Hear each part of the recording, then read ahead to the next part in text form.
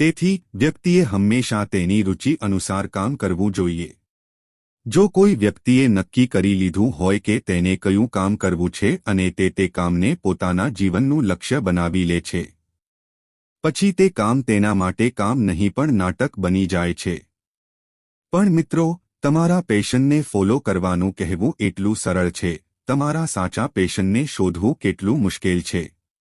કારણ કે આજકાલ મોટાભાગના યુવાનો સેલિબ્રિટી અને સોશિયલ મીડિયાથી પ્રભાવિત છે। તેઓ કોઈપણ કામને તેમનું પેશન માને છે અને પછી થોડા દિવસો સુધી પ્રયાસ કર્યા પછી તેઓ તેને અધવચ્ચે જ છોડી દે છે કારણ કે તે તેમનો શોખ નથી અને આ રીતે તેઓ તેમનો કિંમતી સમય અને શક્તિ વેડફાય છે।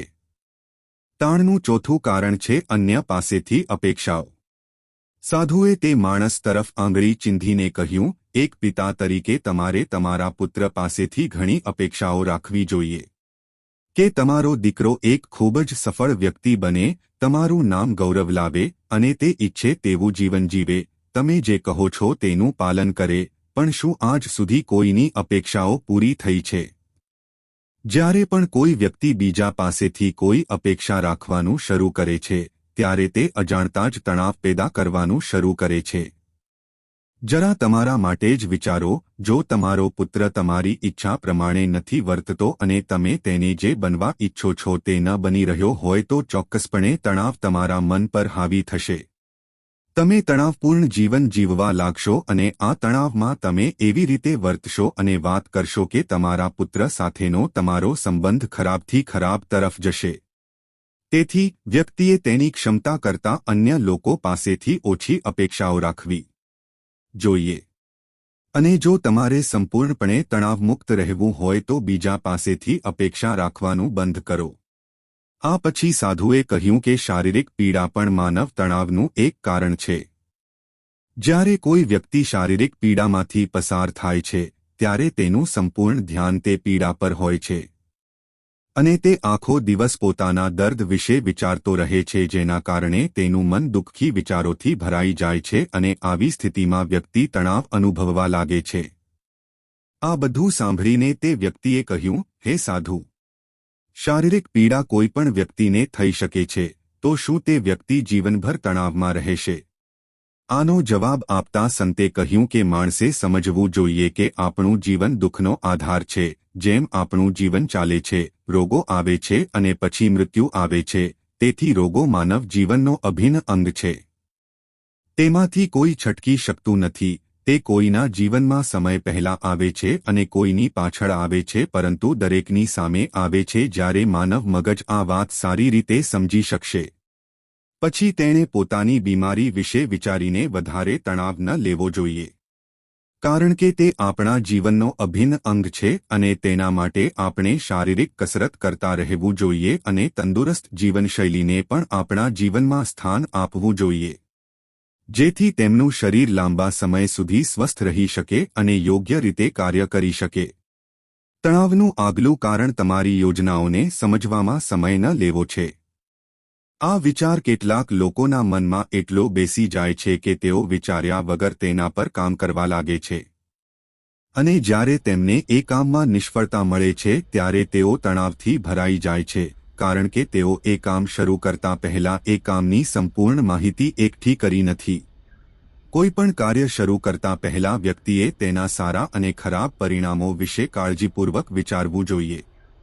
એ પણ ધ્યાનથી વિચારવું જોઈએ કે જો આ યોજના સફળ નહીં થાય તો પછી હું શું કરીશ। તેથી વ્યક્તિએ તેની યોજનાઓને સમજવા માટે પૂરો સમય આપવો જોઈએ, જેથી પછીથી તે જ યોજના તણાવ પેદા ન કરે। તાણનું સાતમું સૌથી મોટું કારણ છે વિલંબ। આજનું કામ આવતીકાલ માટે મુલતવી રાખો। તમે આ કહેવત તો સાંભળી જ હશે કે આળસ એ માણસનો સૌથી મોટો દુશ્મન છે। આળસને લીધે માણસ આજનું કામ આવતીકાલ સુધી મુલતવી રાખે છે અને પછી મુલતવી રાખવું તેની આદત બની જાય છે। વિલંબ કરનારનું કામ ક્યારેય સમયસર પૂરું થતું નથી અને જો તે કોઈ કારણસર થઈ જાય તો પણ એટલું સારું નથી હોતું અને પછી આ વસ્તુ વ્યક્તિની અંદર તણાવ પેદા કરે છે। પરંતુ છેલ્લી ક્ષણે મુલતવી રાખવું કે ન કરવું એ આદત છે। તેથી ઈચ્છા વિના પણ વ્યક્તિ વારંવાર આ આદતનો શિકાર બને છે। અને પછી તે કામને મુલતવી રાખતો રહે છે અને પછી જ્યારે કામની ડેડલાઇન નજીક આવે છે ત્યારે તે કામ પૂર્ણ કરવાનો પ્રયાસ કરે છે. તેથી તણાવમુક્ત રહેવા માટે વ્યક્તિએ કામને મોકૂફ રાખવાની આદત છોડવી પડે છે. અને આ ત્યારે જ શક્ય બને છે જ્યારે લોકો સમય પહેલા કામ પૂર્ણ કરવાનો પ્રયાસ કરે. તાણનું છેલ્લું અને સૌથી મોટું કારણ વધુ પડતું વિચારવું છે. સતત વિચારવું એ પણ એક રોગ છે અને જે લોકો કલ્પના કરે છે, જેઓ ભૂતકાળની ઘટનાઓ વિશે વિચારતા રહે છે અને જેઓ ભવિષ્ય વિશે જંગલી અનુમાન લગાવે છે તેમાં સૌથી સામાન્ય છે. તેથી વ્યક્તિએ વધુ પડતી વિચારવાની આદતને કાબૂમાં લેવી જોઈએ. તેણે શક્ય હોય ત્યાં સુધી પોતાને કામમાં વ્યસ્ત રાખવાનો પ્રયાસ કરવો જોઈએ. અને દરરોજ ધ્યાનની પ્રેક્ટિસને તમારા જીવનનો એક ભાગ બનાવો. સાધુના મોઢેથી આ બધી વાતો સાંભળીને તે વ્યક્તિએ હાથ જોડીને કહ્યું, હે સાધુ, મારો પુત્ર માત્ર 20 વર્ષનો છે અને તેને એટલી સમજ પણ નથી. બધી બાબતોનું પાલન કરવું.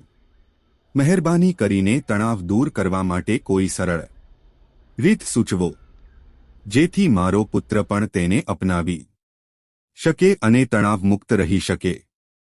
તે વ્યક્તિની આ વિનંતી સાંભળીને સાધુએ વિચાર્યું અને જવાબ આપ્યો કે જો તમે આટલી બધી બાબતોનું પાલન ન કરી શકો તો તેના માટે ખૂબ જ સરળ રસ્તો છે.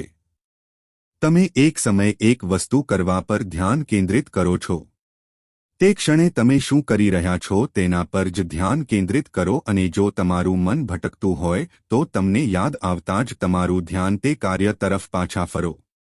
તણાવમુક્ત રહેવાનો આ સૌથી સહેલો અને શ્રેષ્ઠ રસ્તો છે. જ્યારે તમે ખાઓ, માત્ર ખાઓ, તેનો સ્વાદ માણો, તેને અનુભવો. જ્યારે તમે ચાલો ત્યારે તમારું ધ્યાન ફક્ત ચાલવા પર જ કેન્દ્રિત કરો. આ તમારા મન અને શરીરને એક જ જગ્યાએ મદદ કરશે.